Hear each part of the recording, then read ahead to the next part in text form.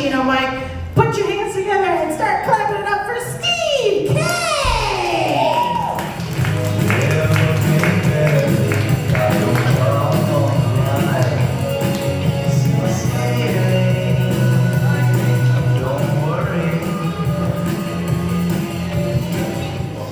Hey everybody! How you doing today? Happy Saturday, everybody! Big shout out to the Bruin, okay?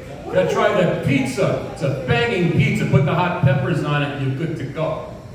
And a big shout out to Mistress K for hosting this. Okay? All the late bloomers, they don't feel so bad. I didn't start doing comedy till I was 40 years old. I'm 58 years old. I'm still doing open mics.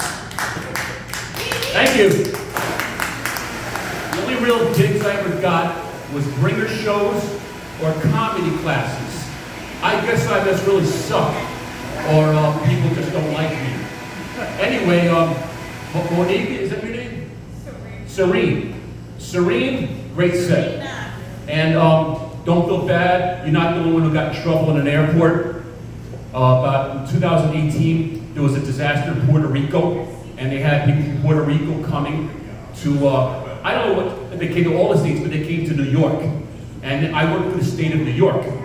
They needed volunteers at JFK Airport to help all the people who were getting off the plane, but the police instead of escorting me out of the airport because they thought I was either mentally ill or a terrorist. Because I used to walk around looking like John Rambo in a torn army jacket. But I still got a thank you letter from Governor Andrew Cuomo thanking me for showing up. I work in the mental health field, by the way, but a lot of people think I'm a patient or I'm a drug addict because maybe I'm just one step away from my patients. I don't know. Anyway, damn, I wasn't expecting to do comedy today. I wasn't planning on it because I'm still recovering from Thursday night. But a big shout out to Black Ice. Does anybody here know Black Ice? Yeah. You know Black Ice?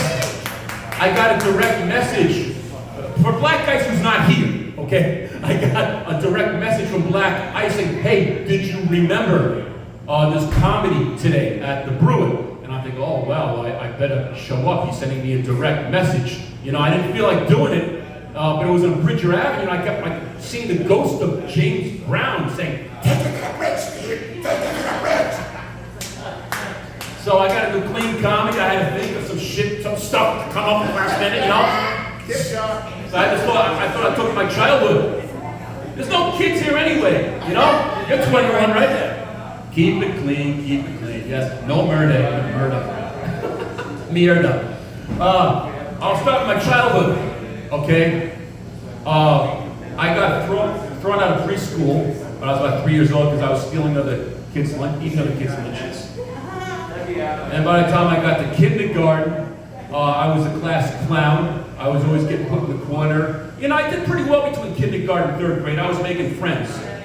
But for some reason in third grade, all the kids started turning against me. They just didn't want to be friends with me anymore. Maybe because I'm too silly, maybe because I'm too sensitive, I don't know. But they were all starting to pick on me. And like at the school, they were all like trying to chase me. On my way home from school, I'm running through backyards, trying to find different routes. And the teacher, you know, this was back in the days before internet bullying, when you actually got bullied on the playground, you know? So the teacher, she would give me a 5-minute head start so I could run ahead of the other kids while they were running after me. So I didn't know how to fight. So I knew how to kick. So I would wear boots to school. But then this other kid, he got smarter on me, and he would wear steel tips.